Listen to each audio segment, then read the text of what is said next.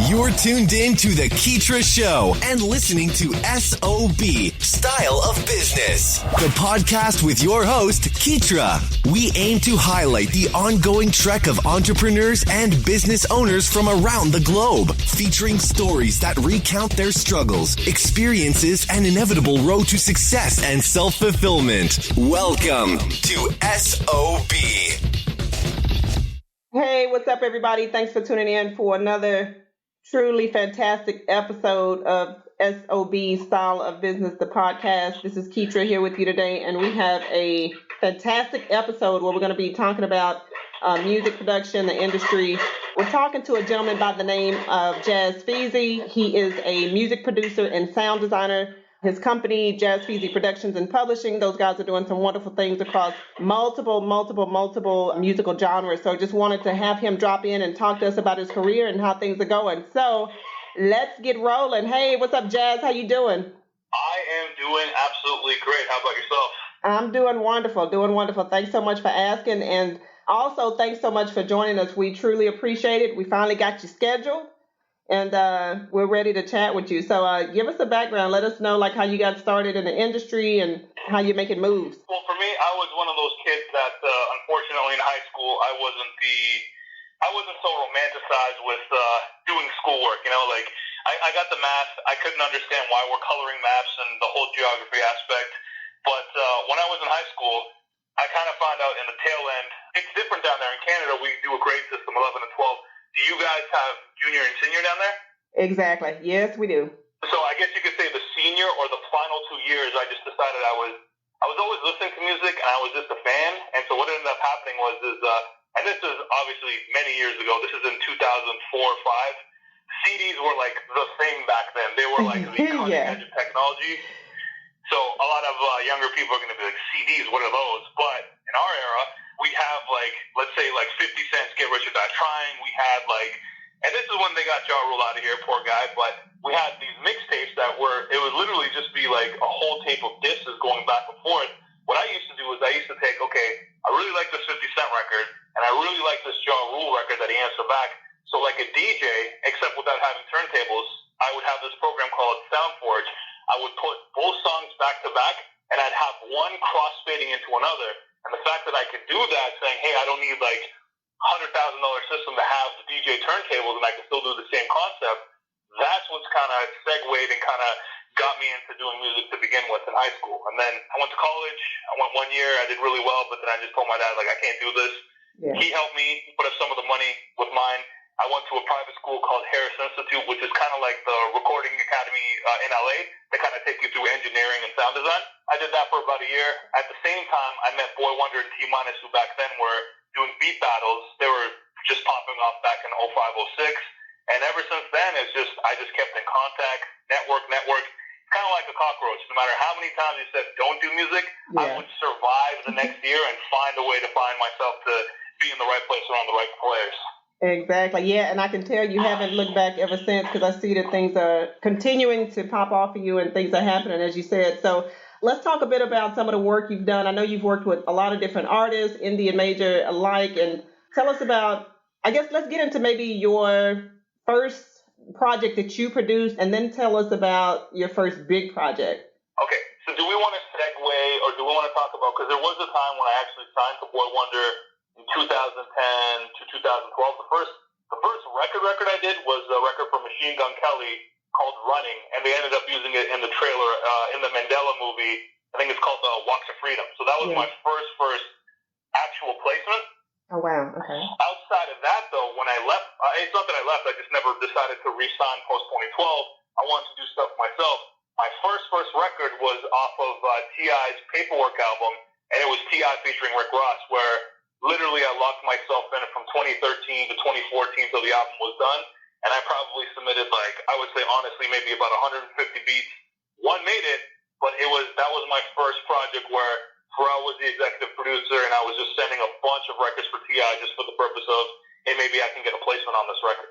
Now, this is important because I know I probably have some music heads that are listening, especially for those that are kind of cutting their teeth in the production.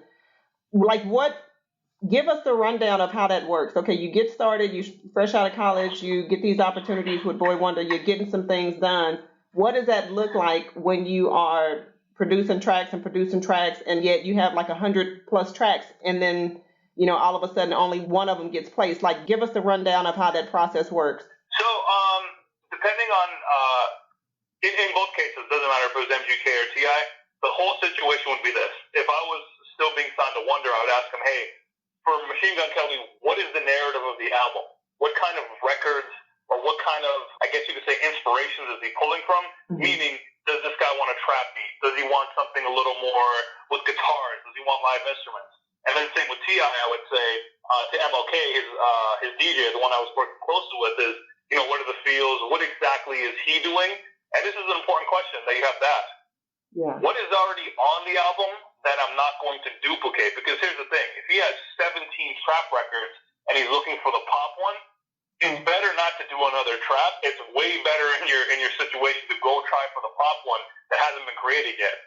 Exactly. You know, and I guess let me just step back here just a moment just to kind of clarify. But what is that process for you as a producer who is working so hard to get that placement? Like what is going through your mind? Like, what type of hours are you putting in? Like, you know what I mean? Like, how does that look for somebody who is just trying to get that one placement? I can't speak for others, but I remember that period of time, I would just have, like, in the back of my mind, okay, I'm going to do breakfast, I'm going to do lunch, and I'm probably going to do dinner.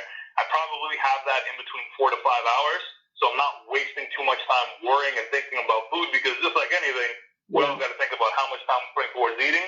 And then each day would probably anywhere between 10 to 12 hours. Now, when you're making music, it's like if you were making a story for, I don't know, or even doing a comedy sketch or whatever. Not every day are you going to come with the most fire jokes or the best beats. So there's going to be days where you put 10 hours in, you get half a beat done. There might be other days where you put 10 hours in, you might get 3 beats done or 10 beats done or whatever. It's just being consistent and just having the end goal is to get the placement. It's just having the understanding that not every day is going to be a success, or not every day are you going to get that one record. It might be you spent 3 whole months, and at the end of the last day of the last third month, you finally get it. Just keeping that vision and just know that if you work hard enough, you can get it. Exactly. Yeah, and I love that you mentioned that and you touched on it, because like with music production, that's more, I guess, the creativity that you put into it and what you think might be fire one day, you know, it may not necessarily be what you need at the time. But as far as your production work goes, and I know that you also do sound engineering, like, did you start off with a specific genre of music, or have you always just been interested in different types of music? I think that's the funny thing about it. So I come from an East Indian background. When I was growing up, my mom would watch those horrific 4 or 5 hour Bollywood movies where they're super musical, they're super over the top, like, you know what I mean? Like, exactly, the stereotype is absolute. Like, there's a field, and these guys are taking an hour to get close to each other for a romantic kiss, and you have all this great music. So there's that side of my house that I grew up where I lived in a predominantly white neighborhood, so guys listen to rock. So by vicinity, I didn't have any, like, again, I was literally the only brown kid in, let's say, a city of, like, at the time was maybe 30,000. I would always be influenced in rock, and back then I didn't have, like, the internet wasn't really a thing. So if my friends had a CD, okay, I'd listen to it. Where one day, finally, the Ice Cube CD came to me. I heard this song, Put Your Back Into It, and I'm like, what is this music? And that's what kind of, like, got me into, okay, there is something else other than rock and this horrific stuff my mom's listening to over here. Oh, wow. Yeah, and you know what? I'm glad that you mentioned that as well, because speaking of, like, the whole Bollywood, I know that those guys use a lot of different instruments and, you know, vocals, and it can get pretty outrageous. But just out of curiosity, though, like, do you use, like, any live instruments when it comes to the sound design, or how do you incorporate that, if any instruments? Instruments, so even back, I used to only have, like, a computer mic or a webcam mic in the early 2000s. I would just kind of just record my own sounds, because it's not like back then we had things like Splice and all this stuff. I'd have to literally take a pot, hit the pot, record it, clean that sound up so it was as clear as I could be, and there's the snare. I'd have to literally stomp on the ground and actually record a kick and manipulate the sound. So it comes from sound designing where it was a necessity, because I didn't know, or I couldn't afford the, let's say, the $1,200 TR-808 machine I didn't have that kind of money. I was only like 17, 18. So I said the only thing I could do is the art of manipulation. I have a mic, record my sound, and try to get it as close as I can. But that's what got me into the sound designing is I can't afford that, but what can I do to replicate that so I'm still on the cutting edge of I'm close enough. Exactly. Yeah. Yeah. And I know like now you have all these different technologies and apps and mixing boards. And, you know, I know at one point there was like the Fruity Loops and, you know, all that different stuff that was, you could easily access and do music production on. But the music industry, like it is constantly changing. There's new technologies. There's easier ways to get things done. How has this evolution kind of helped you in the studio? Well, back in the day, you'd have to have like a session player or someone. Let's say, for instance, I didn't play keys or I didn't play guitar.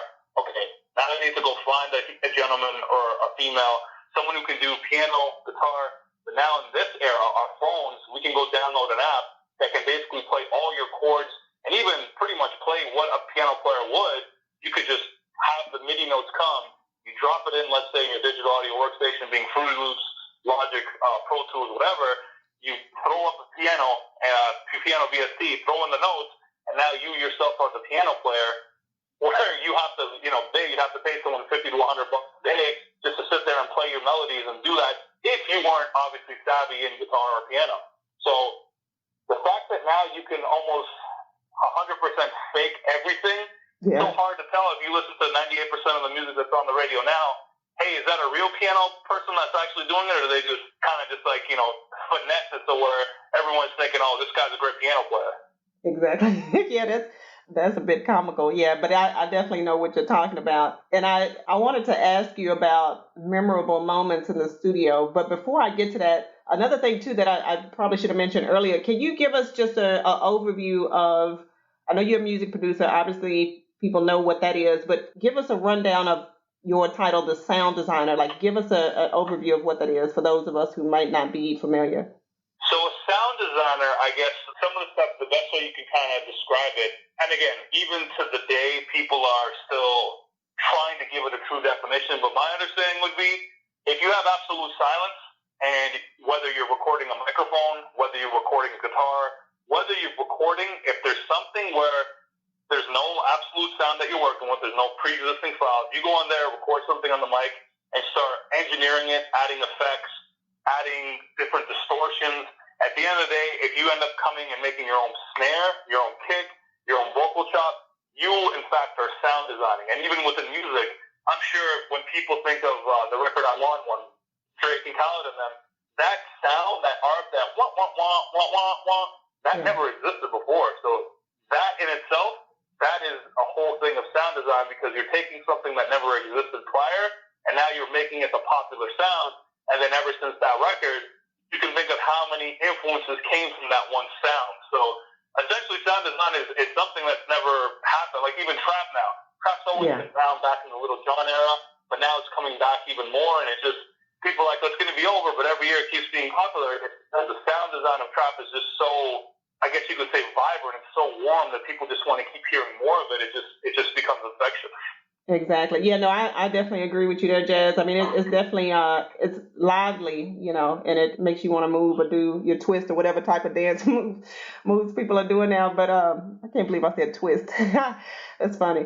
Let's talk about memorable moments in the studio. And this, you don't necessarily have to, not necessarily with, I don't know, maybe it could be an artist that you've worked with, but anything that kind of stands out, or any moments that you had that like, oh man, this is one of the craziest times I've been in here laying down tracks and this has happened. You know, can you share anything with us? I got a couple. So one of them, when I was down to Boy Wonder, one of the trips we got to do, we got to go out to LA back in, I want to say the tail end of 2011.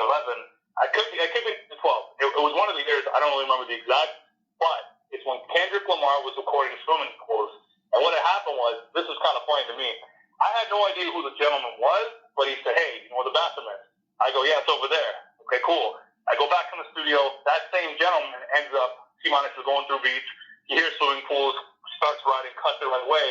And I go, oh, who's this guy? Like, oh, that's Kendrick. He literally just like, he's one of the new artists that we signed to Interscope. He's huge. He's going to be huge. I had no idea the guy just told me the bathroom where it was. A whole year later, when Swimming Pools happened, it's like number one, it's doing all these things. I laughed back and I said, what if I was a prick to that guy and Exactly. and I sent him to the closet? Oh my goodness, yeah, that's definitely one for the books. At least you didn't send him to the closet, though. You don't know what record's going to be. He's just going through his beat catalog. Who knew a whole year later that, hey, that's going to be that? But just to be, just to see some of the process and how he writes, how quick he is, and how he's articulate with the style of beat that he chooses, that just tells you the degree and the pedigree of artist that he is, that he sees the vision while he's hearing each one of these records, that is it going to work for his project or is it not?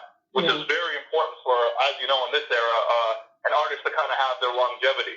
Exactly. Yeah, I think sometimes it kind of, it depends on who it is. When you have artists that are putting out content like Kendrick Lamar and some of the other heavyweights, I mean, you can definitely tell the difference between that and a fly-by-night rapper or, artist. So definitely kudos to him. And you said you had another moment that you wanted to share as well. Right. After my deal with Boy Wonder, the first time I actually got to be in the studio where I was the big dog in the room kind of thing, I got to work out of Phase 1 Studios. So I had a record that I was producing, getting it mixed and mastered, and just the feeling of you're the guy, finally you get your moment, it was just fascinating to me that when I was getting the song mixed and mastered, the gentleman's name was Stuart Sierra, very prolific engineer. It was so incredible to have your final shot where, here's the thing, you sign to a producer, who knows if you ever get your moment, which is, depending on how you look at it, it's really up to the person, but when you actually get to be the person in the room and you get to conducting, okay, this is how I want to mix, this is how I want to master it, just the whole process and just getting that type of, lesson, it's almost invaluable because I look at that moment, that kind of pretty much shifted the rest of my career. And even up until now, I always remember, hey, after my deal and I got to be the first guy in the room and the only guy in the room and kind of just direct it, it just gave me confidence that I can look back and say, yeah, I can really do this. Yeah, those are the learning moments, I would definitely say. And Jazz, I'm curious, like, who are you listening to? Like, is there anything new we should be streaming? Anything that you have on the horizon? I always tell people this. For the people like the Boy Wonders, the T-Minuses, Hit Boys, watch the artists that keep around them.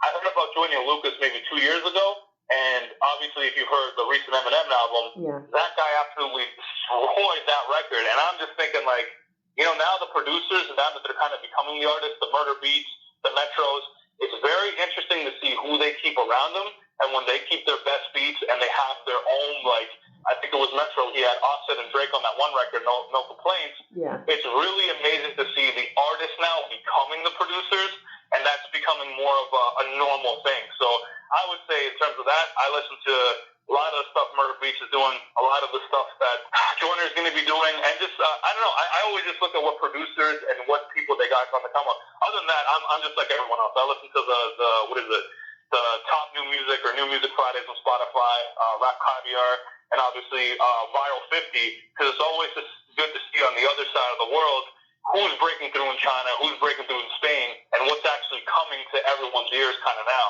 Yeah. Oh, wow. Yeah, definitely like Viral 50. That kind of gives you an overall glimpse. So that's some good news you can use. And so tell us a little bit about, we're gonna get back into the production side of things. Do you find it to be a different process when it comes to producing music for, let's say, an album versus a mixtape? See, if you asked me this question 10 years ago, I would say there's completely a different thing. Now, it's almost like some people's albums are mixtapes and some mixtapes are albums. It's very hard to decipher, but I think I treat both of them the same process. It's really take artists, whomever. Yeah. Take T.I. I'm always working with T.I. I'm going to ask him, hey, what are we doing here on this album? What's the feel and what's the message you're going to do? And he's going to tell me in a couple sentences, hey, I really feel strongly about this, and this album I want to reflect this. Cool. The next thing I'm going to ask is, what type of records are we going to garner towards it? I think it doesn't matter if it's mixtape or album or even a single. It's just having the trust and the relationship and the communication with the artist to decipher what exactly you're creating. And then if it goes on a mixtape or album, they're wording on what they're going to call the project. Yeah, and I know you do quite a bit of research when it comes to kind of working with these different artists and personalities so that you can be on point when it comes to putting together tracks for them. What's your favorite genre? Like, do you have a favorite? I mean, obviously, I'm going to lean towards a little more of hip-hop and R&B, but, I mean, I'm really loving some of the old school stuff like LMA, Khalid. Like, some of these guys are doing a little more of the throw throwback 90s R&B with a little more of the trap soul, Bryson Tiller type drums now. Yeah. It's just very interesting to hear great singing on some dark type stuff, some happy type stuff. So I would lean towards a little more R&B than hip-hop, but I would say now, because there's nothing wrong with the 90s R&B, but that was from another era. For now, for my general listening pleasure, it's going to be that, because it's hard for me to listen to hip-hop without me sitting there going, well, that snare's wrong, and why do you use this 808, and how come they mix it this way? It becomes more of a job than just me just zoning out and just enjoying something that I have nothing to worry about. Yeah, you start criticizing. It's like the chef that criticizes the chef, at a restaurant across town. So I totally get that. Syndrome. I totally agree. Exactly, right. And I'm going to put you on the spot here, Jazz. I want to know, who is your favorite producer, or do you have a favorite production team? I'm going to say, if we're talking the era I grew up in, it would be Dr. Dre, Timberland, and Swiss Beats by far. But if we're going with the current regime, now I would go with Boy Wonder, T-Minus, Hit Boy, Frank Dukes, Louis Bell, Murder Beats. It's just now this era where you don't have to have the $1 million budgets, and those budgets don't even exist.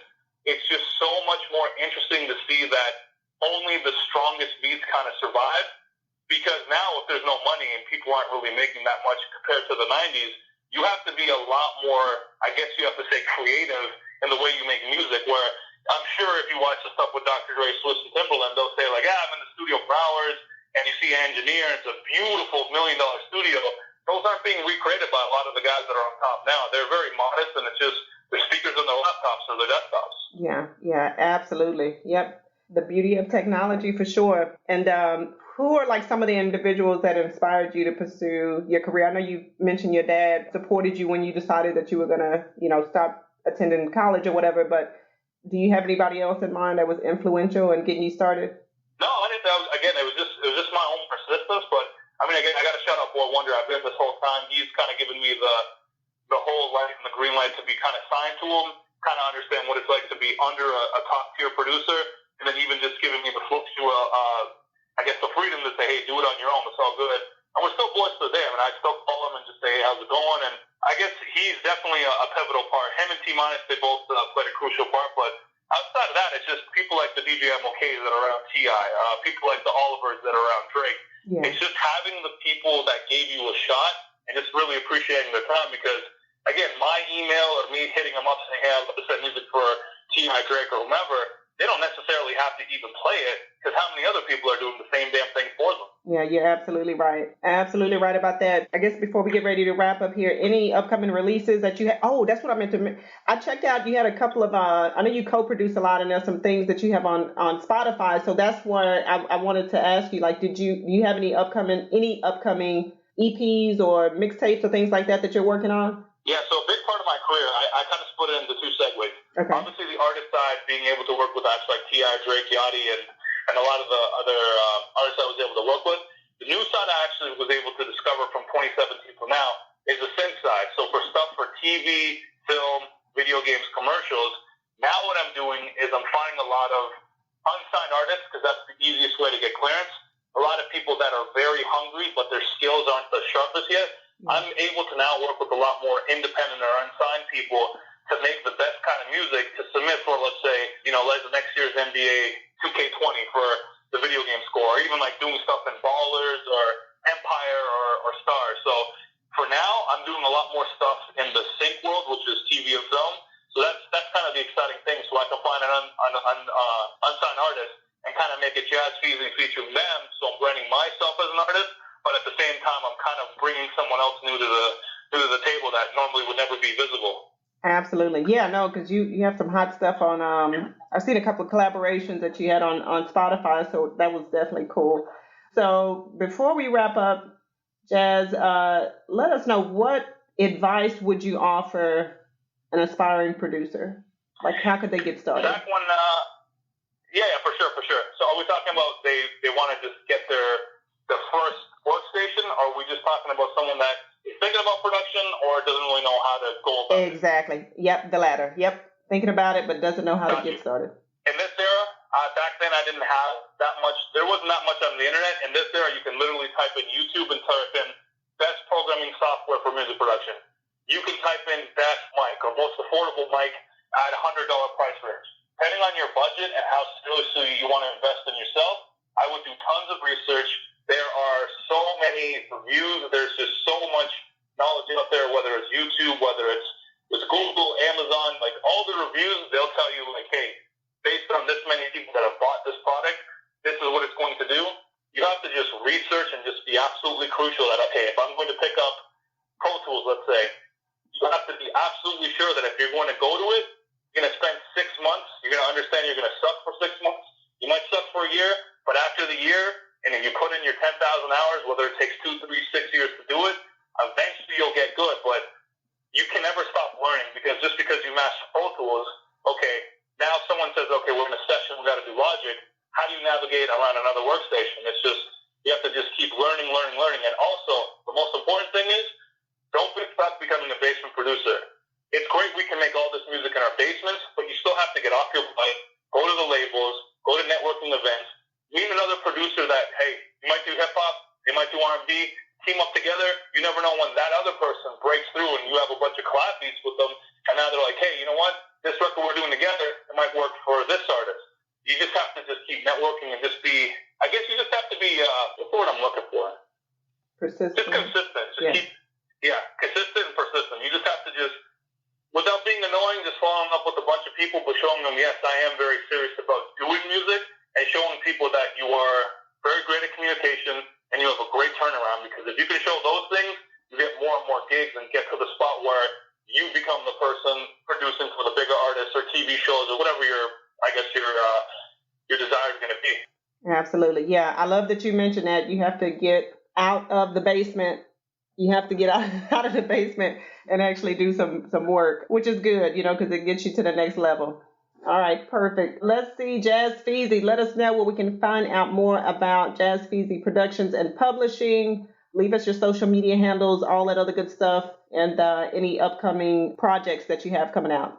The ones I can talk about, everything's going to be jazzfeezy.com. I usually do a little news thing if there's anything big that's coming up. But as far as Splice, if you're on Splice and you're looking for sounds, I got my own label there. Very fortunate that they were able to do that. So I always got maybe a new pack, whether it's piano samples, piano loops, or drum kits. I do probably about 1 or 2, a couple every 2-3 months. If you're an upcoming producer and you don't know where to get free sounds, I teamed up with Lander. All you got to do is go to Lander, LANDR.com, and there's 750 free sounds there for you. I did the same thing when I was younger. I didn't know where to get the sounds. I'm just giving back to all the community that, okay, if you don't have any free sounds or you don't know where to get snares or loops or whatever, here's 750, do your best, and at least that'll get people off the ground. Outside of that, I'm going to be doing a lot of free tutorials and just a lot of stuff with gaming on Twitch. Everything, you can just find me at JazzFeezy, whatever. If it's Twitch, it's JazzFeezy, YouTube JazzFeezy, Instagram, Twitter, same thing, it's me. Only thing I'm not on, because I've seen a Joker do this, I'm a happily married man. Some character put my profile on Tinder. I am not about that life. I'm out. If there's someone saying they're me, it ain't me. Nope. All right, perfect. You guys have heard the exclusive right here. JazzFeezy is not on Tinder, ladies. Please do not. Absolutely not. Try to connect with him on Tinder. That is fake. All right. Thanks so much for joining, Jazz. We'll definitely have you back here in the future, and definitely wishing you much success. Thank you so much. And I appreciate your time and just you giving the insight to your audience and just giving creatives like myself the opportunity to kind of just open up and kind of just show a little behind the scenes and just having the conversation. Your interviewing style and everything is very excellent. I do appreciate your time and the opportunity as well. Likewise. Thanks so much, Jazz. We'll talk to you soon. All right. Take care. Thanks for hanging out with us here on SOB. We hope this episode has been resourceful. If you'd like to check out the latest articles or follow Keetria's website updates, just log on to Keetria.com or follow her on Twitter at KEETRIA.